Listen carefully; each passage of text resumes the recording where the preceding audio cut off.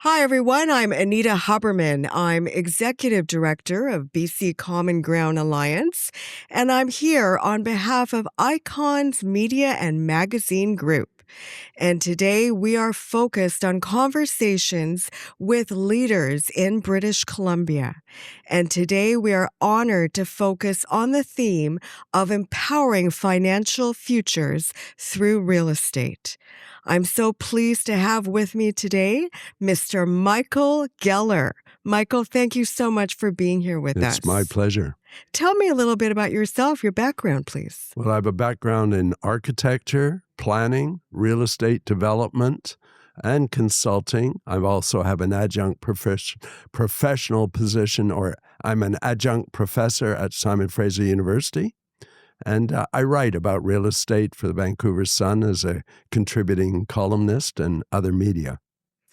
Well, I'm so pleased to be speaking with you, Michael. And I know through my previous position as president of the Surrey Board of Trade, you are very involved in terms of making a difference for citizens, but also for government to make sure that housing is affordable.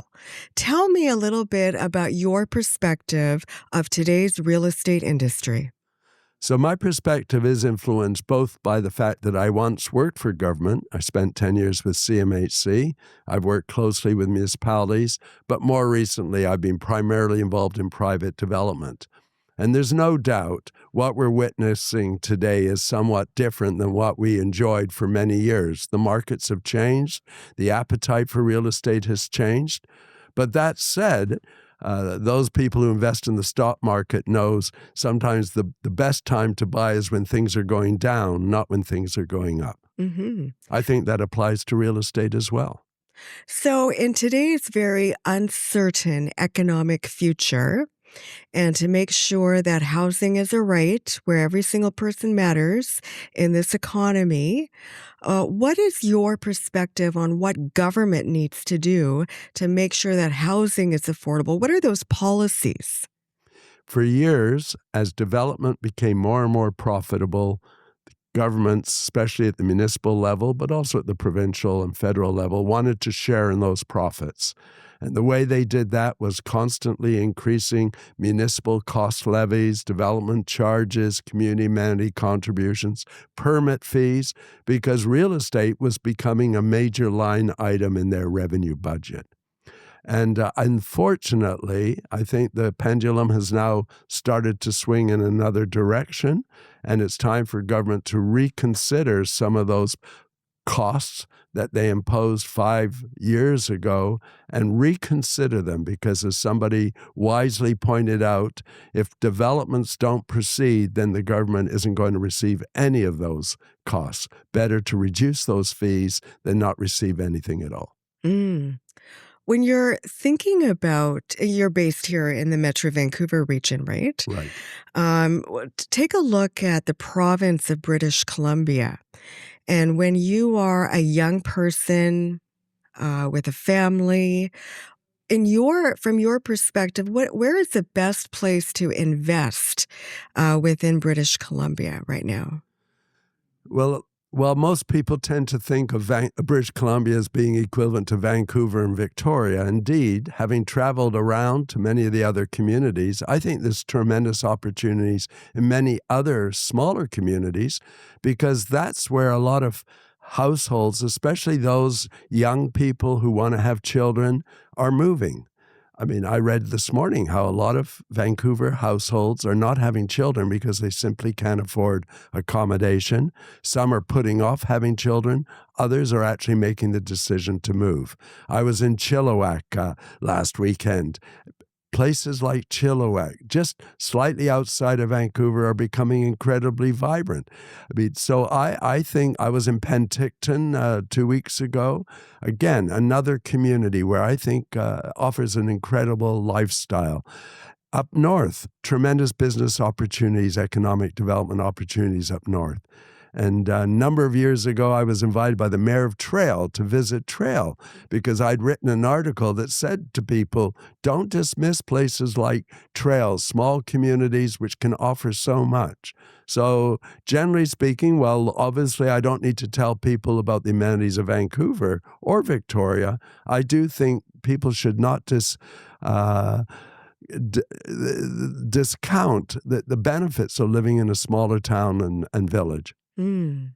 You know, this morning, it's May 29th today, it was announced that we're in a technical recession. Yes. So when you're thinking about whatever that means, a technical recession, and you're talking about investing in real estate, creating a legacy for your family, is now the right time to invest in a technical recession? Well, I think most of us have absolutely no idea what a technical recession means. But what I can tell you is that when a lot of people have decided not to buy real estate, that indeed is perhaps the right time. You have to choose carefully. But we have an incredible unsold inventory, the largest unsold inventory of condominiums in Metro Vancouver, which to my mind offer tremendous investment opportunities for people. We're starting to see some very astute people buying in bulk. They're buying in bulk with the intention of maybe renting out or reselling it sometime in the future. I think individuals should be looking at that too. Buy a unit which is being discounted, rent it out, and over time you've got a number of options. When you're thinking about British Columbia as a destination, and there's all of this conversation about people moving to Alberta or other parts of the country for more affordable real estate. What is your message to keep people within British Columbia? Well, a lot of people in Alberta want to move to British Columbia. So don't ignore that. There's a good reason why they come. I once did a study looking at where's the best place to create seniors housing in Calgary or Edmonton, and I concluded the best place to build it was in Parksville. Mm-hmm. So the point is, yes, there's opportunities there. The housing is less. But if you start to look at some of the other communities outside of Vancouver and Victoria, you begin to see similar opportunities there as well. When you're thinking about the BC government, what's your message to them in terms of what they need to do to ensure that housing is a right, that people should be investing in BC? Well, when you put it that way, we're really talking about two major segments. Those people who have very little money, who are unhoused or barely able to afford housing, and certainly the government needs to do much more. When I was with CMHC, I was involved in the delivery of affordable housing to seniors, families with children, and so forth.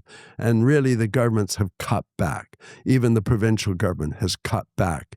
But there are other things the government needs to do to attract that other segment of the population, those people who perhaps do have money to rent or buy a new home down. So that's why I think the provincial government has to rethink what it's been doing in order to get a lot more projects proceeding. To be fair, the provincial government has done a good job of setting targets, housing targets, telling municipalities that you have to support housing, but at the same time, they still have a speculation and vacancy tax, an anti-flipping tax, and other similar taxes that are, in fact, inhibiting municipal governments from achieving the targets that the province has established. So despite all of that, the whole focus of this podcast is to create wealth through real estate. And every single person has a different income bracket, and some can only afford to rent. We may become a rental culture here in the Metro Vancouver area, very similar to Europe. But what is your final message to people who want to create wealth, whether it's residential real estate or commercial real estate, especially in what you see in the forthcoming economic future? Well, before those wise investors purchase in bulk some of the unsold condominiums, I think 3,000 plus currently available in Metro Vancouver, take a look at buying some of those yourself, because there's advantages to buying those units now. The market is perceived to be soft, and it is soft. I think those ultimately over time will increase in value. Maybe not in the next 6 months or the next year, but over time, those are likely to be good investments. So there's a great opportunity there. I'd also encourage people to get involved in developing some of these small multiple type projects, what we call multiplex. There's opportunities there. Indeed, looking at Ontario, more housing was built in 4 to 6 unit projects last year than in large multiple developments. So there are opportunities there. But I think the key thing is just because other people think it's doom and gloom, take advantage of that, because ultimately people who buy today, I think, will be very pleased they did 5 years from now. And there you have it, everyone. It's about realizing the opportunity even in the face of adversity. Everyone, Michael Geller, thank you so much for being here with us, and make it a great business day. Thank you.